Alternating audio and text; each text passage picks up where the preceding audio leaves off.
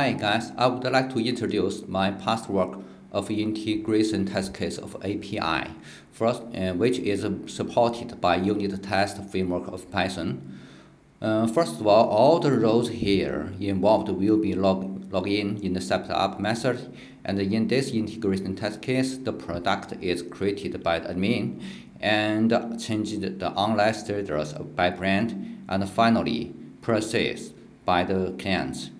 All this service is composed by the API request test. It provides get and post method, and any response field will throw an exception. All the exception will be received by the report decorator.